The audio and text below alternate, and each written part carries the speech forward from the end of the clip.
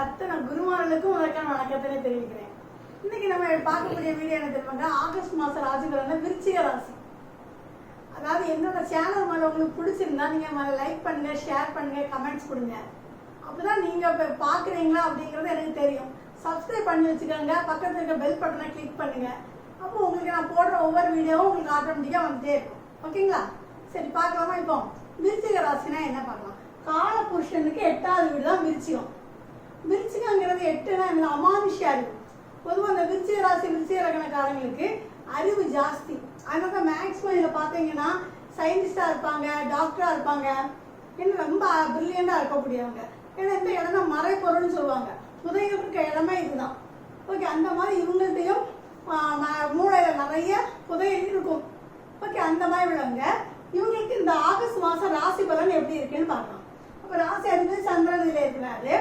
ராசி அதிபதி யாரு? செவ்வாய். செவ்வாய் 7ஆம் வீட்டில் இருக்கிறார்.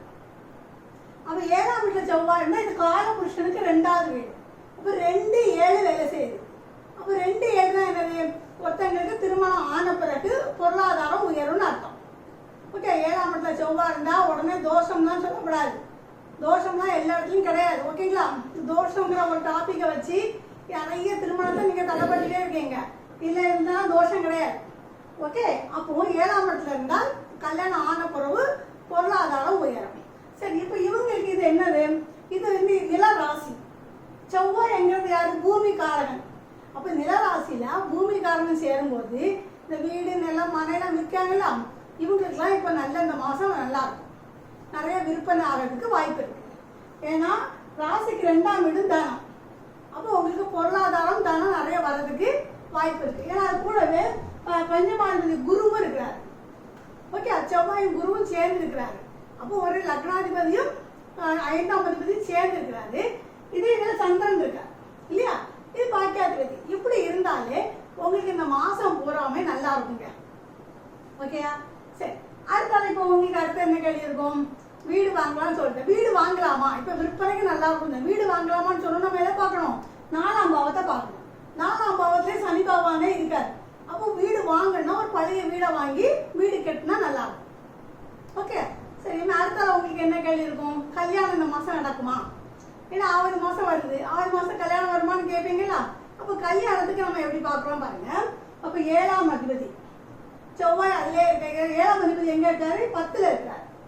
அப்போ நீங்க ஒரே ஒரு விஷயம் புரிஞ்சுக்கங்க, 6ஆம் அதிபதி ஃபர்ஸ்ட் இருக்காரு, 7ஆம் அதிபதி 2ஆ இருக்காரு இல்லையா? இப்படி இந்த மாதிரி ஒரு அமைப்பு உங்க ஜாதகத்திலையும் இருக்கான்னு பாருங்க. 6ஆம் அதிபதி முதலையும் 7ஆம் அதிபதி 2வது இருந்தா ஃபர்ஸ்ட் வேலை, வேலைக்கு பிறகுதான் திருமணம். அப்போ நீங்க இப்போ முதல்ல என்ன பண்ணணும், வேலைக்கு அப்ளிகேஷன் போடுங்க. போட்டு நீங்க வேலை கிடைக்கும். இப்போ வேலை கிடைக்கக்கூடிய வாய்ப்பு, வேலைக்கு பாருங்க. அடுத்தாலும் மேட்ரிமோனியல் அப்ளிகேஷன் போடுங்க. அவ்வளவுதான். இப்போ வேலையும் கிடைச்சி திருமணம் வந்தாச்சு. ஓகேயா? சரி. அப்போ மேடம் குரு 7ல் இருக்கிறாரு, அப்போ கல்யாணம் வராதா? குரு 7ல் இருந்தா யாருக்குமே கல்யாணத்தை கொடுக்கவே மாட்டாருங்க. குரு 7ஆம் இடத்தை பார்த்தாலும் திருமணம். அவர் 7ல் இருந்து யாருக்கா சீக்கிரம் கல்யாணம் இருக்கா?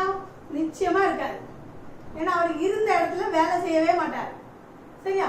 அப்போ ஒரு வருஷம் குரு இருப்பாரா மேடம், அப்போ ஒரு வருஷமா எங்களுக்கு கல்யாணமே வராதா அப்படின்னு வரும். நிச்சயமா இல்லை, வரும் கல்யாணம். எப்போ வரும்? ராகு வந்து கொடுப்பாரு. ராகு 3ஆம் பார்வையா 11ஆம் பார்வையா 7ஆம் இடத்தை பார்க்கிறாரு. அப்புறம் 7ஆம் பார்வையா 11 பார்க்கிறாரு. அப்புறம் 3ஆம் பார்வையா 3ஆம் இடத்தையே பார்க்கிறாரு. அப்போ அவர் வீரிய சக்தியை கொடுக்குறாரு, 7ஆம் இடத்தை கொடுக்குறாரு. ராகுக்கு திருமணத்தை கொடுக்கக்கூடிய பாக்கியம் உண்டு. அப்போ ராகுவோட தசாபுத்தி இப்போ நடக்கும்போது அதோட அந்தரங்க கல்யாணம் வரும். அதனால குருக்கு தரமாட்டாரு, ராகு தருவார். எப்பவுமே ஒரு விஷயம் நீங்க ஞாபகத்தை வச்சுக்கோங்க, ஒரு ஜாதகத்துல 1, 5, 9 நல்லா இருக்குன்னு வச்சுக்கோங்க, அவங்களுக்கு எல்லா வேலையுமே அந்தந்த வயசுல கரெக்டா நடக்கும். ஓகே, கல்யாணத்துக்கு கல்யாணம், வேலை எல்லாமே கரெக்டா நடக்கும். அப்போ சப்போஸ் இந்த விருச்சிக ராசி விருச்சிக லக்னக்காரங்களுக்கு ராசி சந்திரன் வந்து பாக்கியாதிபதி வந்து பாதகம் ஆயிட்டார். ஓகே, ராசிக்காரங்களுக்கு சந்திரன் இதில் நீசம் ஆயிட்டார். அப்போ 6ஆம் அதிபதி செவ்வாய் வந்து 6ஆம் அதிபதி ஆயிட்டார். இந்த மாதிரி ஒரு அமைப்பு உங்களுக்கு இருக்கும். இப்படி இருந்தால் நான் உங்களுக்கு ஒரு டிப்ஸ் சொல்றேன், நீங்க அதை செய்தே இருங்க.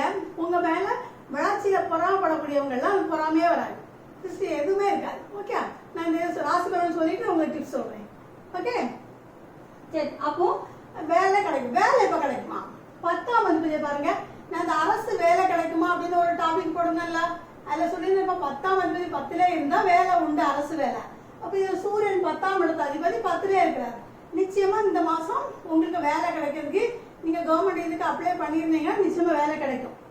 ஓகே, வேலை கிடைக்க வாய்ப்பு இருக்கு. அப்ப 6ஆம் அதிபதி நல்லா இருக்காரு, அவரும் அரசு கிரகம் தான் 7ஆம் இடத்துல இருக்கிறாரு. அப்புறம் 8ஆம் அதிபதி புதனும் 10ல இருக்கிறாரு, 12ஆம் அதிபதி சுக்கிரனும் 10ல இருக்கிறாரு. அப்போ உங்களுக்கு இந்த சீருடை பணிகள் கிடைக்கிறதுக்கு வாய்ப்பு இருக்கு. சீருடை பண்ண என்னது, ஆர்மியில போலீஸ் நர்ஸ் இந்த மாதிரி யூனிஃபார்ம் போட்ட வேலை எல்லாமே உங்களுக்கு கிடைக்க சான்ஸ் இருக்கு. நீங்க உங்க ஜாதகத்துல இந்த மாதிரி அமைப்பு இருக்கான்னு பாருங்க, 6, 8, 12 ஒரு தொடர்பு இருக்கான்னு பாருங்க.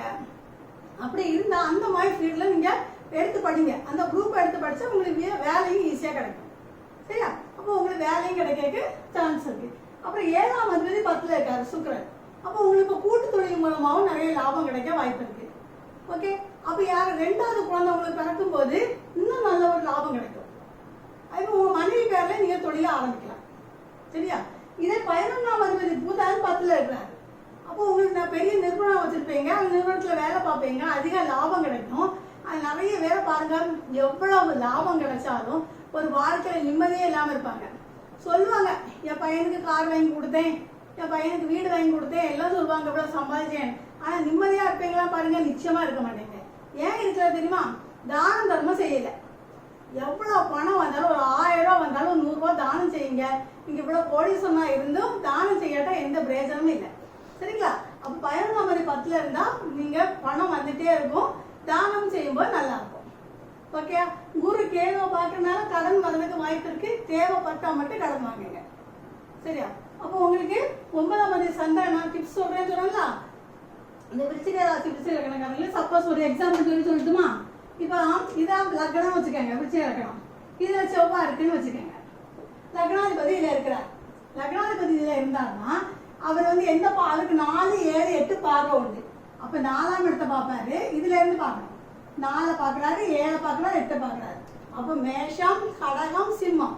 அப்ப அந்த ராசியை பார்க்கும்போது அந்த ராசியும் விருச்சிக லக்னமும் மேஷ ராசியும் இருந்து வச்சுக்கோங்க. இப்ப விருச்சிக லக்னம் கடக ராசி, விருச்சிக லக்னம் சிம்ம ராசி, இப்படி நீங்க இருந்தனா நீங்க ராத்திரி படுக்கும் போது இந்த படிகார கல் இருக்கு பாத்தீங்களா, இந்த கல்லை தண்ணியை போட்டு வைங்க, கப்பல போட்டு வச்சுட்டு காலையில எழுந்திரிச்ச உடனே அந்த தண்ணியா கால்படாத இடத்துல ஊத்துங்க. இப்படி நீங்க டெய்லி செய்துட்டு வாங்க. உங்க வளர்ச்சியால எந்த ஒரு பொறாம இருந்தாலும் நீங்க கிளியரா இருப்பீங்க, திருஷ்டி எதுவும் படாது. ஏன்னா உங்களுக்கு மேக்சிமம் விசேஷத்துல தலைவலி அதிகமா இருக்கும். அப்ப இதை செய்து வரும்போது உங்களுக்கு அந்த தலைவலி இருக்காது. சரிங்களா? சரி, நாளைக்கு வேற பயில சந்திப்போமா? தேங்க்யூ. அண்ட் இந்த வீடியோ உங்களுக்கு பிடிச்சிருந்துன்னா மறக்காமல் லைக் பட்டனை ப்ரெஸ் பண்ணிடுங்க. அண்ட் கூடவே இருக்க சப்ஸ்கிரைப் பட்டனையும் ப்ரெஸ் பண்ணிடுங்க.